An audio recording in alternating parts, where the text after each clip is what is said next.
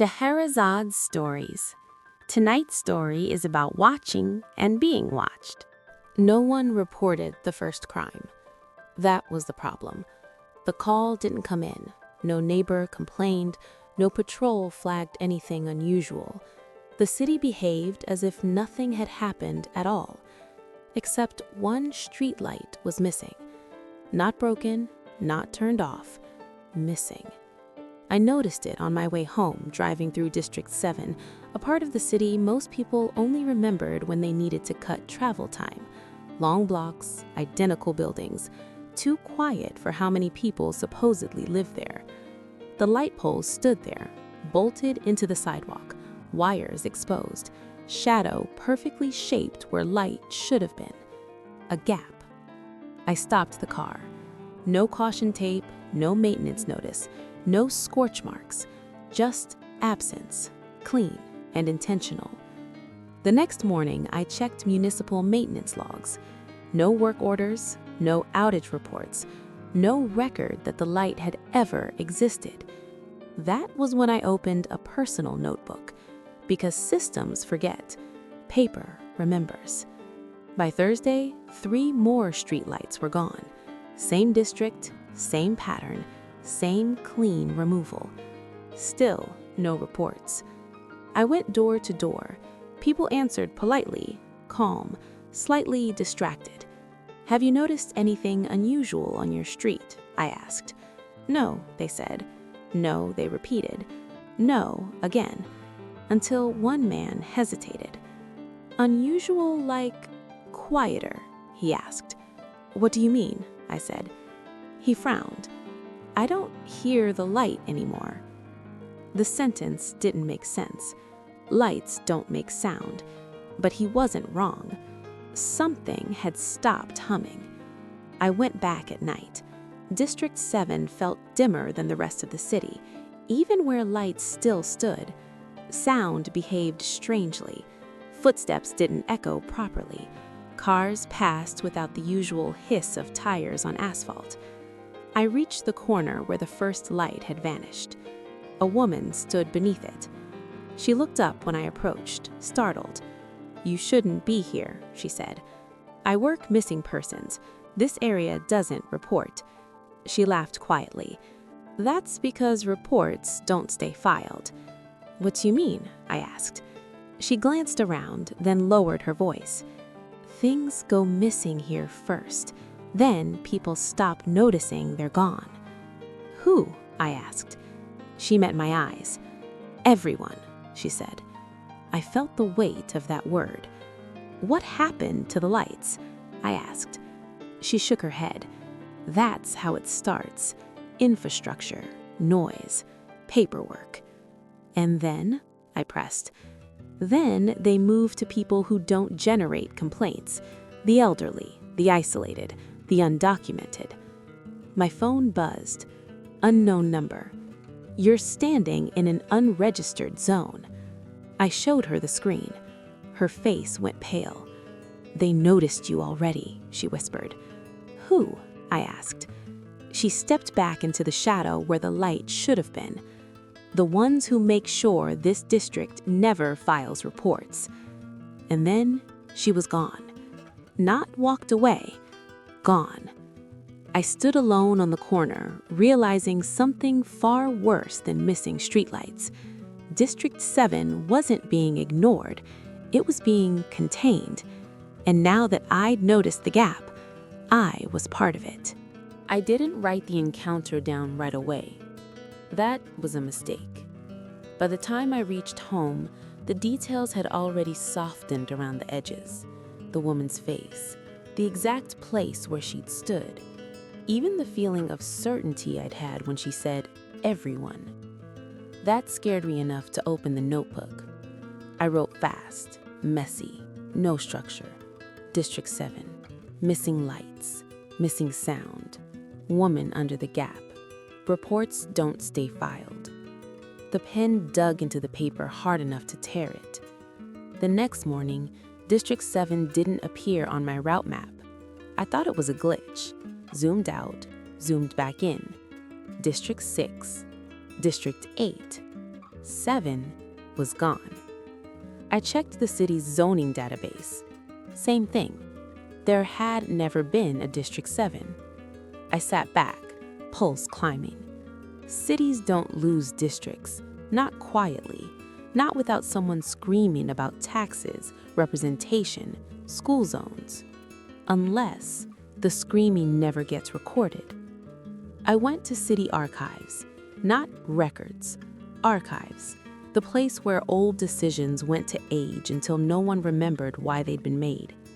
The archivist was a thin man with careful hands and eyes that flicked to the ceiling whenever he thought too long.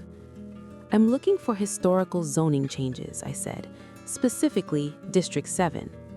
He typed slowly, too slowly. There are 6 districts, he said. There were 7, I replied. He paused. I'm sorry, he said. That file isn't accessible. Why? I asked. He swallowed. Because it doesn't have an address. That made no sense. Files always had addresses, unless they weren't meant to be retrieved. I leaned forward. Show me the index. He hesitated, then nodded. Just don't ask me how to find it again. The index wasn't alphabetical. It wasn't chronological either. It was organized by complaint volume. High complaint areas had thick folders, tabs, cross-references. Low complaint areas had thin ones. At the very bottom was a section labeled 0 report zones. Inside, one folder, unlabeled. Inside that folder were maps, old ones, hand-drawn corrections in the margins, entire blocks shaded out, then redrawn elsewhere. District 7 hadn't been erased. It had been redistributed, its boundaries folded inward, streets reassigned, buildings absorbed into adjacent districts like nothing had ever been there. Why? I asked quietly. The archivist didn't answer. He just pointed to a stamped note on the last page. Report density below actionable threshold. Administrative consolidation approved. Approved by who? I asked. He shook his head. That's the part that never stays written. As I closed the folder, something slipped out. A photograph, black and white, old. A street in District 7, streetlights on, people visible. A banner hanging from a building that read, Community Meeting, Report to be filed. The date on the back was 23 years ago. I felt cold. That night, I went back. Not by map, by memory. District 7 was harder to find now. Streets bent subtly away from it. Signs pointed just a little off. GPS lagged. But the gaps were still there. Missing lights. Missing sound. I followed one of the darker blocks until I reached a building I didn't recognize. No number, no mailbox, no posted notices. The door was unlocked. Inside, rows of filing cabinets stretched into darkness, not labeled by year, not by crime, by location, and every drawer in the center aisle bore the same etched marking, a small square, inside it, a 0. Footsteps echoed behind me. You really shouldn't keep notes, a voice said calmly. I turned. The woman from the streetlight stood in the doorway. She looked relieved. You found the archive. That means you still remember. Remember what? I asked. That this place exists, she replied. Most people forget by the second visit. I gestured to the cabinets. What is this? She walked past me, running her fingers along the metal. Every report ever filed in District 7, she said, before they learned how to stop them from staying filed. And the people? I asked. She stopped. They're still here, she said, just administratively silent. My phone buzzed. Unknown number. You are accessing non-actionable material. I showed her the screen. She smiled without humor. They don't like witnesses. They prefer statistics. A drawer slid open on its own. Inside were files, fresh ones, dated this week, names I recognized, neighbors I'd spoken to, and one folder placed carefully at the front, labeled with my name. The woman met my eyes. "Once they file you here," she said, "no one will ever report you missing." I swallowed. "Then we make noise," I said. She nodded slowly. "That's the one thing they can't consolidate." Above us, somewhere in the city, a siren wailed. It cut off mid-sound.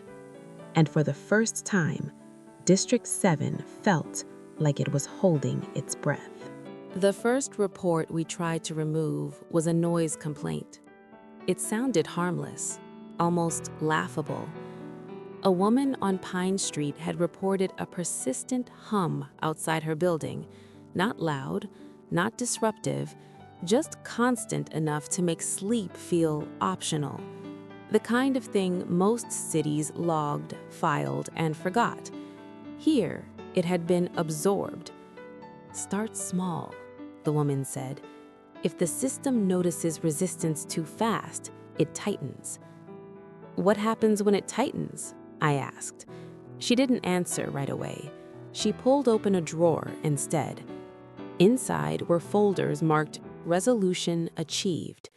Each contained a single page, no dates, no outcomes, just a short line typed neatly. Subject adjusted. "Adjusted how?" I asked. She closed the drawer. "Enough." We took the noise complaint upstairs, not physically, digitally. The archive had an old terminal disconnected from the main network. It still printed, still stored data locally. It didn't talk back. I typed slowly. Location, description, time. When I hit save, the machine hesitated, then printed a receipt. Actual paper, warm to the touch. The woman's eyes widened. "They don't like that," she whispered.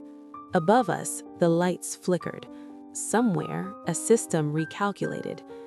We left the archive with the receipt folded carefully into my notebook. As soon as we stepped outside, I felt it. A subtle pressure, like walking against a current. People glanced at us longer than normal. Conversations paused mid-sentence. The city was noticing the noise. At the precinct, the report didn't show up in the system, but something else did. A flagged anomaly. No description, no file, just a blinking marker on the map where District 7 used to be. My supervisor called me in. "You're creating artifacts," she said flatly. "Reports," I corrected. She shook her head. "That area doesn't generate them." "People do," I said. She leaned back. "You don't understand what you're interfering with." "Then explain it," I said. She didn't. She just slid a folder across the desk. Inside was a city council memo from 23 years ago. Budget crisis, staffing shortages, rising complaint volume. One paragraph was highlighted. Pilot consolidation of low report districts to preserve system responsiveness. "They cut us out," I said quietly. "They optimized," she replied. "They found a way to make silence official." "And the people?" I asked. She looked away. "They learned to stop complaining." That night, the woman from the archive brought me to a community meeting. Not advertised, no flyers, no calendar invites, just word of mouth. It took place in a basement under a grocery store that no longer had a sign. 20 people sat in folding chairs, old, young, families, workers, all from District 7. They spoke carefully at first, then faster. Stories overlapped, lights that vanished, buses that stopped coming, emergency calls that rang forever. "We thought it was us," one man said, "that we were doing something wrong." "No, they just stopped listening," the woman beside him replied. I took out the receipt, held it up. "This exists, which means the system can still hear you." The room went quiet. Hope is loud when it first arrives. That's when the power went out, not just in the basement, in the block, in the district. Phones died, emergency lights failed. Darkness settled in, thick and intentional. A voice echoed from the stairwell. "This area is being stabilized," it said. "Calm, neutral, administrative. Please remain where you are." The woman from the archive grabbed my arm. "They're closing it," she whispered. "Once a district hits zero visibility, it never comes back." People stood. Panic edged in. I raised my voice. "Talk," I said. "All of you, at once." They did. The sound filled the space, chaotic, human, impossible to summarize. Somewhere above us, something broke. A light flickered back on, then another. Phones vibrated to life. Outside, a siren started, and this time, it didn't cut off. The voice in the stairwell went silent. The woman from the archive looked at me, breathless. "They can't consolidate noise," she said. "No, but they'll try to contain it." On my phone, a new alert appeared. Reclassification in progress. District 7 was being reconsidered, not restored, not yet, but no longer zero. I looked around the room, at people who had been administratively quiet for years. "Get ready," I said. "They're going to ask questions." The woman nodded. "And this time," she said, "we file everything." The city responded the only way it knew how, with paperwork. By morning, District 7 existed again, technically. A thin outline returned to the zoning map. A temporary label appeared in gray text. Area under review. Not restored, not erased. Suspended between recognition and denial. That was worse than nothing. The woman from the archive met me at the edge of the district as daylight crept back into streets that hadn't fully trusted the dark for years. "They're sending auditors," she said, "not listeners." I nodded. Auditors don't hear people, they hear discrepancies. "And discrepancies can be resolved," she said. I looked at the buildings around us. Windows opening, people standing longer in doorways, like they weren't sure whether the city was ready to see them again. "They'll try to measure you back into silence," I said. Inside City Hall, the meeting was already underway when I arrived. Charts, graphs, complaint ratios projected on a screen. A man in a tailored suit gestured at the data. "We're seeing an unusual spike in activity from a previously consolidated zone. This suggests contamination." "Or memory," I said, stepping forward. Heads turned. My supervisor closed her eyes briefly. "You're not assigned to this," she said. "I was assigned to missing persons. This district qualified." The man smiled politely. District 7 was never missing. It was redistributed for efficiency. People don't redistribute. They're displaced. Murmurs spread. I placed the notebook on the table. Receipts, handwritten statements, names. Not digitized, not summarized. Raw. You optimized complaints out of existence. You didn't solve anything. You just stopped recording the cost. The man's smile thinned. "This is anecdotal." "No," I said. "It's collective." He tapped the screen. "We can stabilize this again, quietly." "That won't work anymore," the woman from the archive said, stepping in beside me. She laid down a stack of folders. Every report filed overnight. Noise, transit failures, emergency delays, utility outages. Hundreds. Filed by hand, copied, distributed. redundancy everywhere. The man stared at the pile. "You're overwhelming the system," he said. "That's what it's for," I replied. He turned to my supervisor. "Control this." She didn't answer. Instead, she looked at me. Really looked. "How long before they do this somewhere else?" she asked. I didn't hesitate. They already have. Silence followed. The meeting adjourned without resolution. That was a victory. Not the loud kind, the kind that prevents a quiet ending. By the end of the week, District 7 had streetlights again. Not all of them, enough to break the pattern. Buses returned, inconsistently.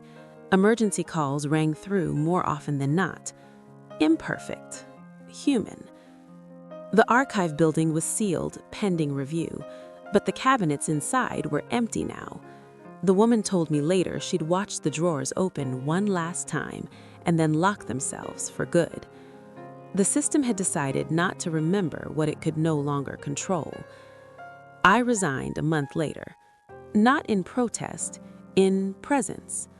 I stayed in District 7, helped people file reports, write letters, show up to meetings that no longer pretended they didn't exist. The city learned something it hadn't planned on. Silence is easy to consolidate. Noise requires participation. And once people remember that reporting is a form of belonging, forgetting becomes much harder to justify. Sometimes, late at night, I walk the blocks where the lights used to vanish. They hum now, not loudly, just enough. The city still adjusts, it always will, but it learned this time that absence isn't a metric, and districts that never filed reports can still teach a city to listen.